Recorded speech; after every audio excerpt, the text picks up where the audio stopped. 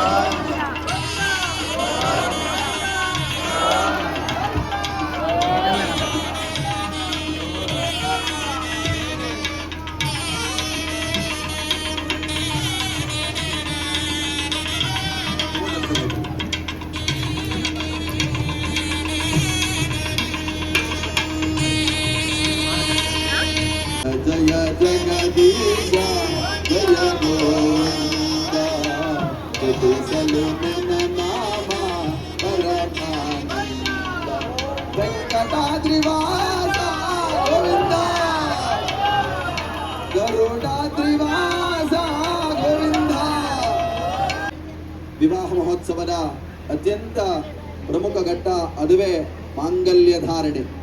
ಸ್ವಾಮಿಯವರಿಗೆ, ಶ್ರೀ ಸ್ವಾಮಿಯವರು ಮಾಂಗಲ್ಯವನ್ನು ಧಾರಣೆ ಮಾಡತಕ್ಕಂತಹ ಶುಭ ಮುಹೂರ್ತದಲ್ಲಿ ನಾವು ನೀವು ಎಲ್ಲ ಈ ಸಂದರ್ಭದಲ್ಲಿ ಇರೋದು ಖಂಡಿತವಾಗಿಯೂ ನಮ್ಮ ಪೂರ್ವ ಜನ್ಮದ ಸುಕೃತ ಅಂತ ಹೇಳಿದ್ರೆ ತಪ್ಪಾಗ್ಲಿಕ್ಕಿಲ್ಲ. ಹೇತುನ ಅಂತ ಹೇಳ್ತೀವಿ, ಅಂದ್ರೆ ನನ್ನ ಜೀವನಕ್ಕೆ ಅಂತ.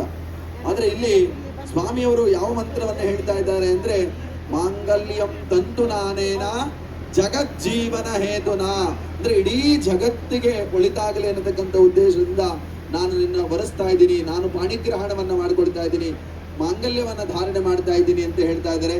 ಅಂತ ಮಾಂಗಲ್ಯ ಮಹಾಲಕ್ಷ್ಮಿ ಪೂಜೆ ಅರ್ಚಕ ಸ್ವಾಮಿಯವರ ಆರಿದ್ದಂತ ರಾಜೇಶ್ ಭಾರದ್ವಾಜ್ ಅವರು ಈಗ ಆಚರಣೆ ಮಾಡ್ತಾರೆ. ನಂತರದಲ್ಲಿ ಗುರುಗಳಾಗಿರ್ತಕ್ಕಂಥ ಅರುಣ್ ಗೊಂಡಣ್ಣಾಚಾರ್ಯರು,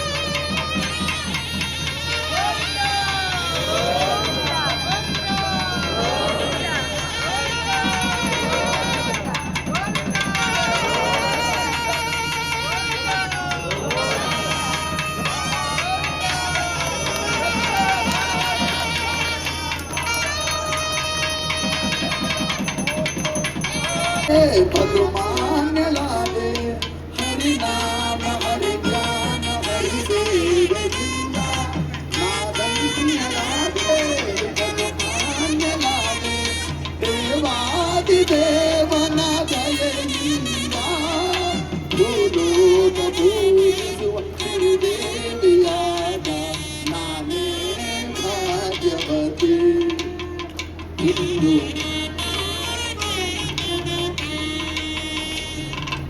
ಪಾಲ್ಗಡಲ ಕಡೆವಾಗ ನೀ ಜನಿಸಿದಂತೆ ನಾನಿನ್ನ ಕಂಡೆ ಬದುಮೋಹ ಕಂಡೆ ಪಾಲ್ಗಡಲ ಕಡೆವಾಗ ನೀ ಜನಿಸಿದಂತೆ ನಾನಿನ್ನ ಕಂಡೆ ಬದುಮೋಹ ಕೊಂಡೆ ಪ್ರೇಮಾನುರಾಗದಿ ಕೈ ಹಿಡಿದೆ ನಿನ್ನನ್ನು ಪಡೆದು ಪರಿಪೂರ್ಣನಾದ ನಾನೇ ಭಾಗ್ಯವಂತ ಓಹೋ ಇಂದು ನಾನೇ ಪುಣ್ಯವಂತ. ಆನಂತರ ನಾವು ಊಟ ಮಾಡೋದಕ್ಕೆ ಅಂತ ಬಂದ್ವಿ. ಮೊದಲಿಗೆ ಈ ಥರ ಸ್ಟೀಮ್ ಆಗಿರುವಂತಹ ಕ್ಲೋತ್ ಕೊಟ್ಟು ನಮ್ಮ ಎಲೆಯನ್ನು ಒರೆಸೋದಕ್ಕೆ. ಇದು ನಾನು ಫಸ್ಟ್ ಟೈಮ್ ನೋಡ್ತಾ ಇರುವಂಥದ್ದು ಈ ಥರ. ಆನಂತರ ಒಂದೊಂದಾಗಿ ಐಟಮ್ಸ್ಗಳನ್ನು ಬಡಿಸ್ತಾ ಹೋದರು. ತುಂಬಾ ಚೆನ್ನಾಗಿತ್ತು ಎಲ್ಲ ಫುಡ್ಗಳು ಕೂಡ. ನನಗೆ ಅದರ ಹೆಸರು ಕೂಡ ಗೊತ್ತಿರಲಿಲ್ಲ. ಕೆಲವೊಂದಿಷ್ಟು ಫ್ರೂಟ್ಸ್ಗಳಾಗಿರಬಹುದು, ವೆಜಿಟೇಬಲ್ಸ್ಗಳಾಗಿರಬಹುದು, ನಾನು ಫಸ್ಟ್ ಟೈಮ್ ಟೇಸ್ಟ್ ಮಾಡ್ತಾ ಇರುವಂಥದ್ದು. ಸೊ ತುಂಬಾ ಚೆನ್ನಾಗಿತ್ತು ಫುಡ್ ಮಾತ್ರ.